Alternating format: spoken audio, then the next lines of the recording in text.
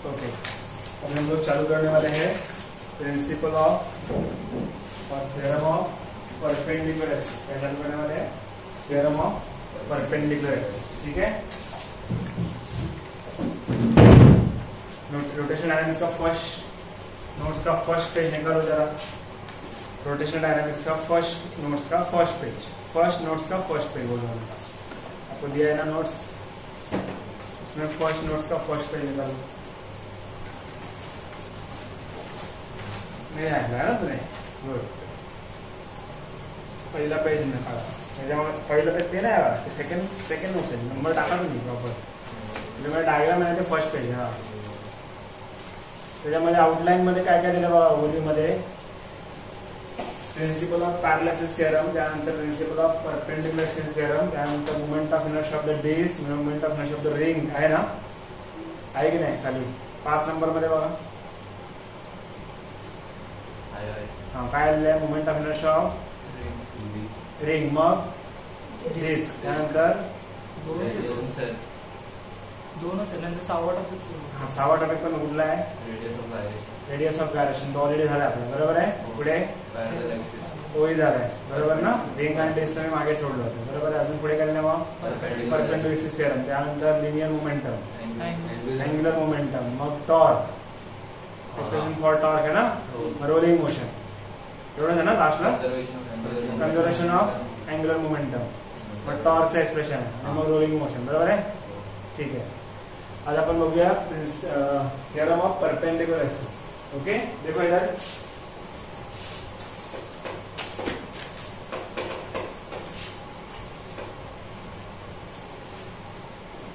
इसमें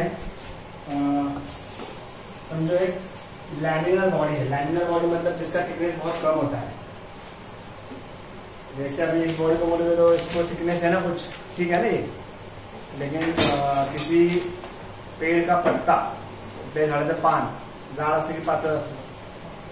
पातळ असतं ना, एकदम थीन असतं, तो उसको लैमिनर बॉडी बोलते हैं. क्या बोलते हैं?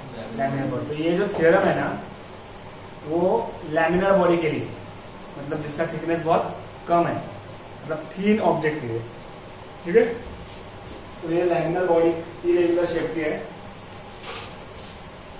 एक एक्सिस के अराउंड वो क्या हो रही है? रोटेट हो रही है with the constant angular speed. कितना? ओमेगा. एंगुलर स्पीड कितना है? ओमेगा. कांस्टेंट एक वेरिएबल है, कांस्टेंट. अभी मैं क्या करता हूं, इसी बॉडी के प्लेन में, उसी बॉडी के प्लेन में दो एक्सिस ड्रॉ कर रहा हूं, और वो दोनों एक्सिस एक दूसरे को परपेंडिकुलर रहेंगे.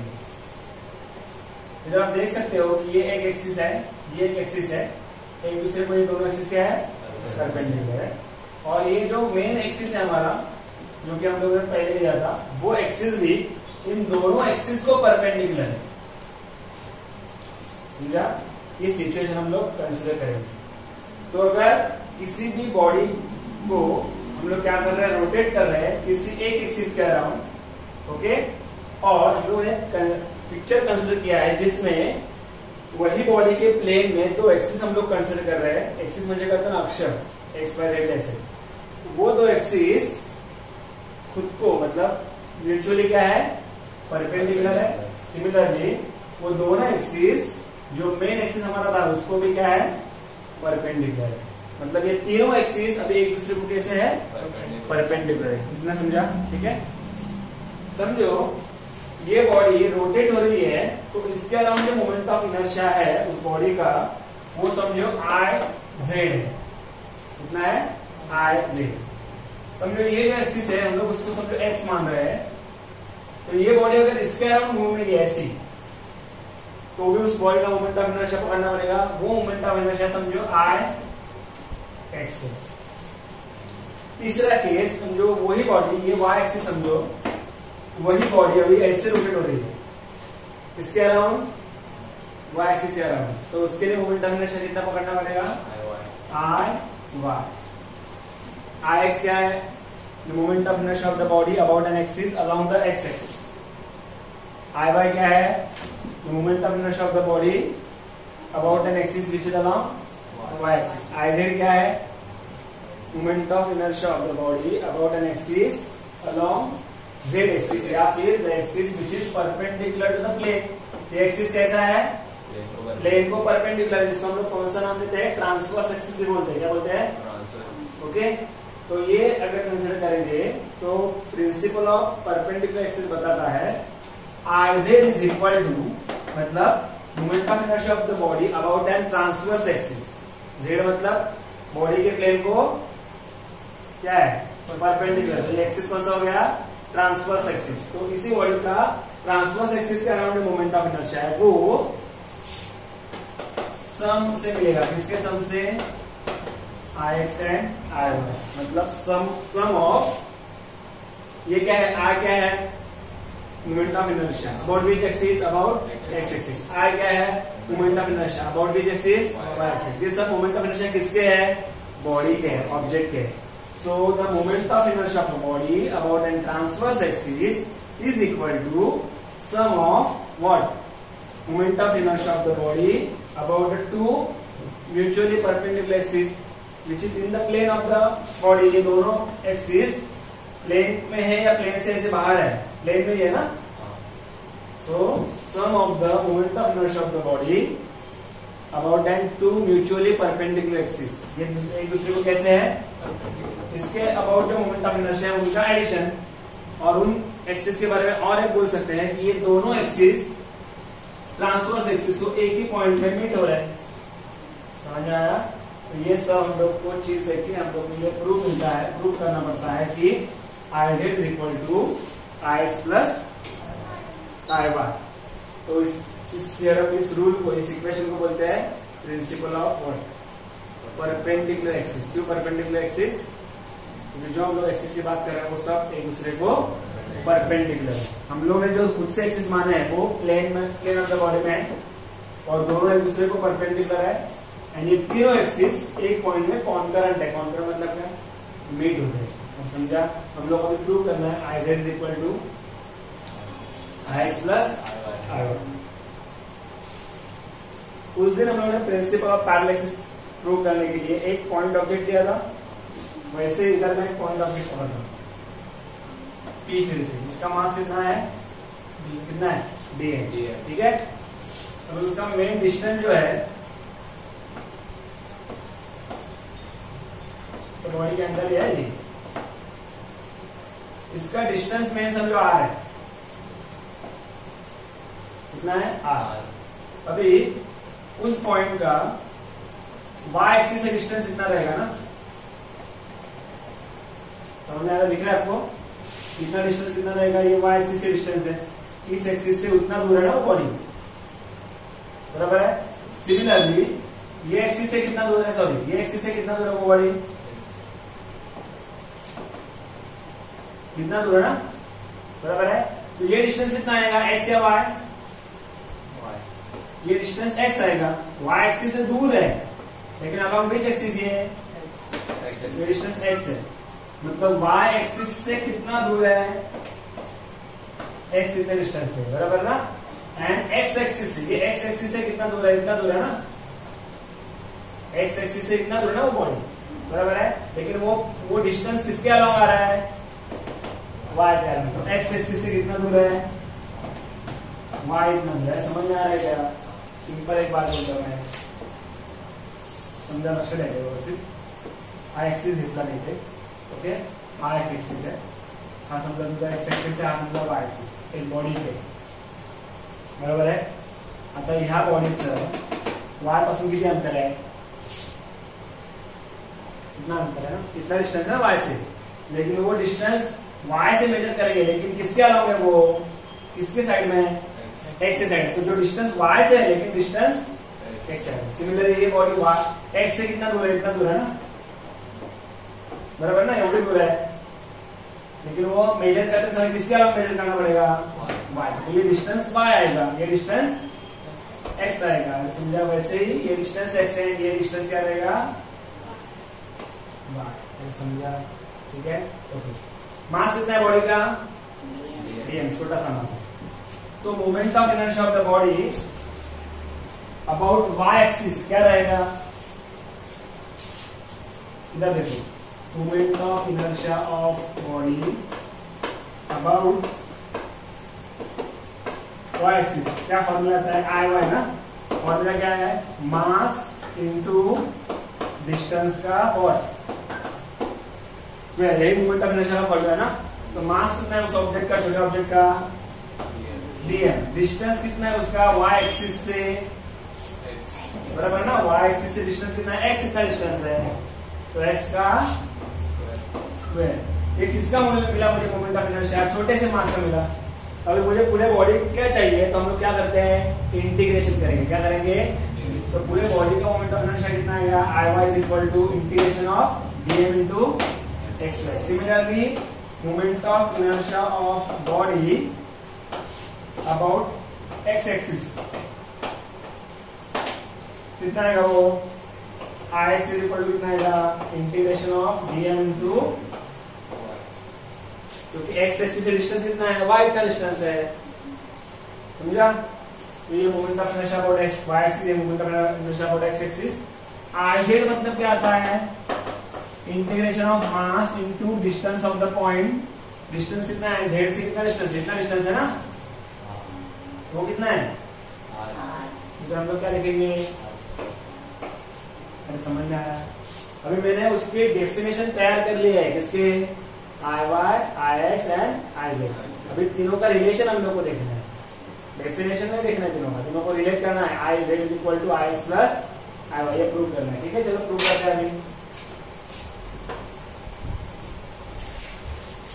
आपका जो टेक्स्ट बुक में डायग्राम है उसको मैं रेफर करूंगा अभी, क्योंकि आपका कंफ्यूजन अवॉइड के लिए ये एक्सिस तो पहले आ जाएंगे।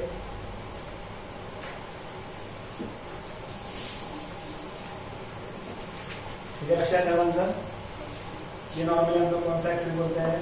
ये नॉर्मली हम लोग एक्स एक्सिस बोलते हैं। ये एक्सिस वाई होती है, ये एक्सिस जेड, बराबर है। ये अपना बॉडी, ठीक है। उसमें एक पॉइंट पकड़ा इधर, इसका मास dm है, उसका डिस्टेंस एक्स एक्सिस से ये कितना होता है? y। इसका डिस्टेंस y एक्सिस से कितना है? x। z एक्सिस से कितना डिस्टेंस है? r। अभी तो समझ में आ रहा है। ये समझो O पॉइंट है। अभी आपके टेबल में लेके बताओ इस पॉइंट का नाम क्या दिया है? चेक करके बताओ मुझे। P दिया है ना। ओके, इस पॉइंट का नाम क्या दिया है? M। इस पॉइंट का नाम क्या दिया है? ठीक है, है इधर m, ठीक है। ऐसे ही है ना ऑब्जेक्ट। ओके, ठीक है। अभी हम लोग पाइथागोरस थ्योरम यूज कर सकते हैं। ये देखो, ये परपेंडिकुलर है, मतलब जो डिस्टेंस जो फाइंड करते हैं तो परपेंडिकुलर लेना पड़ता है हमेशा। तो ये क्या है? एक दूसरे को x एंड ये डिस्टेंस है, इसमें परपेंडिकुलर है। तो इन ट्रायंगल OPN देखो इधर फ्रॉम डायग्राम लक्ष सर्वांचं पाहिजे इकडे इकडे विचार जाऊ नका। In triangle what? OPN, OP square is equal to what? ON square plus PN square, बराबर ना। OP square is equal to what? ON square plus OP square मतलब R स्क्वायर ना। इधर में लिखता हूँ R स्क्वायर। ON स्क्वायर मतलब कौन है?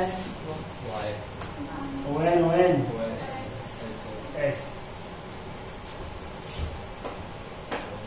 PN कितना है? डिस्टेंस कितना है? y ना। तो क्या आएगा? किससे आया? इनका क्या आएगा? पाइथागोरस थ्योरम, बराबर ना। ठीक है।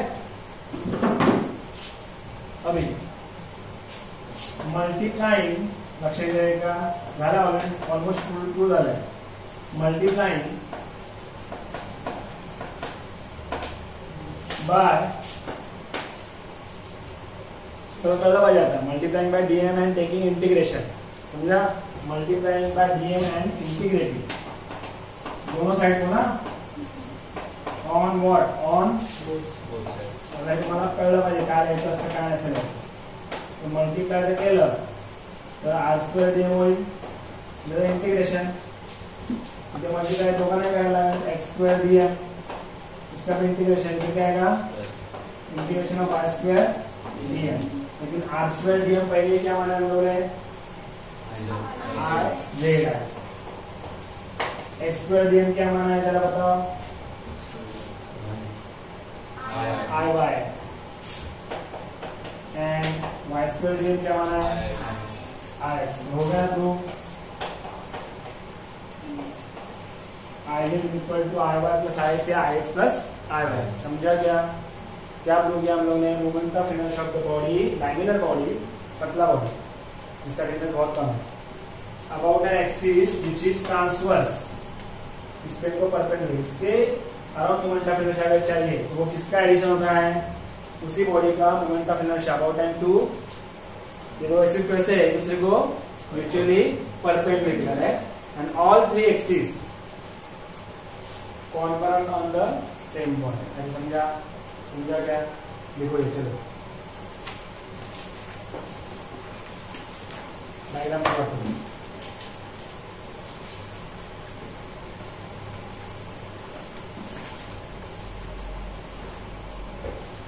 तो 35 मार्क जास्त मोठी असेल।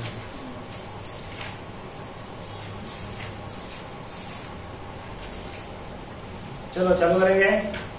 ओके, इसके बाद क्या है? कौन सा पॉइंट है बताओ जरा, कौन सा पॉइंट है? प्रिंसिपल ऑफ परपेंडिकुलर एक्सिस के बाद कौन सा पॉइंट है? लीनियर मोमेंटम का, एंगुलर मोमेंटम का पॉइंट है, बराबर ना? चलो देखो इधर बोर्ड पे देखो। चलो लीनियर मोमेंटम का फॉर्मूला क्या है? P is equal to mass into velocity. ये किसका फॉर्मूला है? Linear momentum. म्हणजे त्याच्यामध्ये आता जास्त डिटेल मध्ये जाऊ नका, आता समजून घेता। Linear momentum of any body is equal to what? Mass and velocity का मल्टीप्लिकेशन। ये लीनियर मोशन है, ये लीनियर है। लीनियर का मतलब समझते हैं जो मोशन एक लाइन में वो। वैसे अगर वो बॉडी रोटेट होती है उसको हम लोग क्या बोलते हैं? Angular motion. क्या बोलते हैं? Angular motion, rotational motion, circular motion से, बराबर है? तो जैसे लीनियर मोमेंटम है वैसे क्या रहेगा? एंगुलर मोमेंटम भी रहता है। जैसे फोर्स है वैसे टॉर्क भी है ना लीनियर एंगुलर में। लीनियर मोशन के लिए फोर्स जरूरी है, एंगुलर मोशन के लिए टॉर्क जरूरी है। वैसे लीनियर मोशन में लीनियर मोमेंटम है तो एंगुलर मोशन में एंगुलर मोमेंटम है। ठीक है, उसका फॉर्मूला है मास into velocity into distance from the axis of rotation. जब एंगुलर की बात होती है तो रोटेशन होना ही है। तो समझो कि एक शेप का बॉडी है और उस एक्सिस के अराउंड रोटेट हो रही है कांस्टेंट एंगुलर वेलोसिटी से, और एक सिंगल बॉडी के लिए अगर मैं बोलता हूँ, सिंगल बॉडी एक एक्सिस है और ये बॉडी इसके अराउंड रोटेट हो रही है, तो सिंगल बॉडी का डिस्टेंस क्या है? आर ना, इससे एक्सिस ऑफ रोटेशन से। तो ये घूमते समय उसका एंगुलर मोमेंटम कितना होगा? एम वी आर, और वी जो है उसका क्या है? Linear velocity. वी का से linear velocity, m mass of the object, r लगे रेडियस बोलायचं आहे, आर म्हटलं it's a distance of object from what?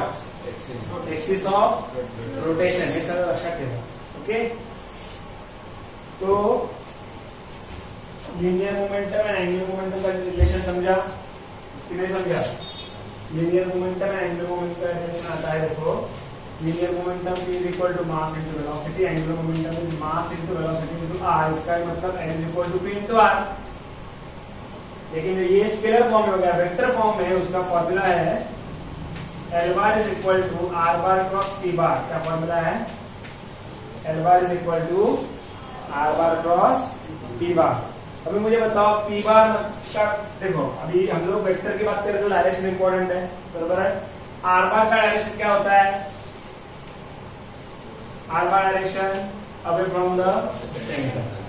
P bar मतलब क्या है? मास इनटू वेलोसिटी बार ना। तो वेलोसिटी का डायरेक्शन क्या होता है? Tangent to the given point, बराबर है? मतलब ऐसा होगा, बराबर? तो एल बार का डायरेक्शन क्या रहेगा? As per right hand rule, R bar cross P bar. मतलब कैसे रहेगा वो? Perpendicular to the plane of the body. समझा? ये लीनियर एंगुलर मोमेंटम का डायरेक्शन क्या है? एक्सिस ऑफ रोटेशन से डायरेक्शन उसका। समझा कि नहीं समझा? Which is perpendicular to what? ये बॉडी का जो प्लेन है उसको परपेंडिकुलर डायरेक्शन। किसका? किसका? एंगुलर मोमेंटम का। किसका डायरेक्शन बोल रहा हूं मैं? एंगुलर मोमेंटम का। लीनियर मोमेंटम का डायरेक्शन क्या होता है? Tangent to the body. R bar का डायरेक्शन क्या होता है? Away from the centre. समझा? पक्का? ओके। तो इधर से हम लोग ले रहे हैं, इसका मतलब वो इधर से सेंटर से डायरेक्शन तो ऊपर की तरफ है ना। कौन से रूल से बताया मैंने? Right hand rule. Right hand rule बोलता है कि पहले वेक्टर से दूसरे वेक्टर की तरफ आपका राइट हैंड घुमाओ, आर बार टू 3 बार करेंगे, बराबर ना। तो क्या मिलेगा? थंब का डायरेक्शन मतलब ऊपर की तरफ, मतलब perpendicular to the plane of the body. समझा? ठीक है। अभी इसी एंगुलर मोमेंटम का मूवमेंट ऑफ इनर्शिया के टर्म्स में क्या फॉर्मूला होता है हम लोग को डिराइव करना है। समझा? क्या मूवमेंट ऑफ इनर्शिया के टर्म में उसका फॉर्मूला क्या आएगा वो हम लोग को देखना है। अगर हम लोग एनालॉजी पहले देखेंगे, एनालॉजी मतलब क्या? लीनियर मोशन में एक टर्म, तो मूवमेंट एंगुलर मोशन में करस्पॉन्डिंग टर्म कौन सा? वैसे लीनियर मोशन में समझो फोर्स है, तो एंगुलर मोशन में हम लोग टॉर्क है। लीनियर मोशन में एंगुलर एस लीनियर डिस्प्लेसमेंट है। एंगुलर मोशन में कौन सा डिस्प्लेसमेंट होता है? थीटा। लीनियर मोशन में अगर वेलोसिटी है, एंगुलर मोशन में क्या रहते हैं हम लोग? Angular velocity. पता है ना, ये सिखाया था, बराबर है। लीनियर मोशन में अगर लीनियर एक्सीलरेशन है तो एंगुलर मोशन में अल्फा एंगुलर एक्सीलरेशन है। तो ये रिलेशन है। वैसे लीनियर मोशन में अगर लीनियर मोमेंटम है तो एंगुलर मोशन में एंगुलर मोमेंटम। लीनियर मोमेंटम का फॉर्मूला मास इनटू वेलोसिटी। तो मास का करस्पॉन्डिंग कौन रहता है पता है? बताया ना मैंने, मोमेंट ऑफ इनर्शिया। जो मास का काम है लीनियर मोशन में, उसका काम कौन करता है? Moment of inertia. किसमें? एंगुलर मोशन में या रोटेशनल मोशन में। तो इधर मैं मास की जगह क्या लिख सकता हूँ? आर। इधर v का काम कौन करता है?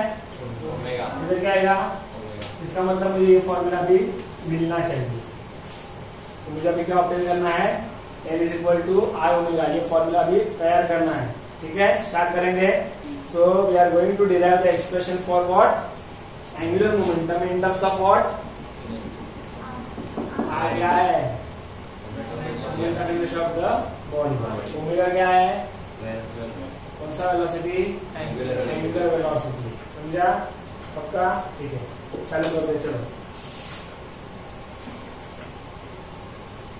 सिंपल है ऐसा ना। इनिशियल एडजस्टमेंट सभी सिंपल है। अक्षर दिया। Consider irregular shape of body. सगा सेम है, जैसे काइनेटिक एनर्जी के लिए ना वैसे। which is rotating about an one axis which is passing through any point O, rotating with constant angular velocity omega। ये तो सिंपल मानना हमेशा के लिए। Consider irregular shape of body rotating about an axis passing through point O with constant angular velocity omega। ठीक है। Suppose body consists of what? क्या draw किया मैंने?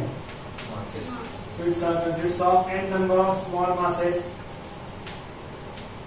Okay, so body let omega is what?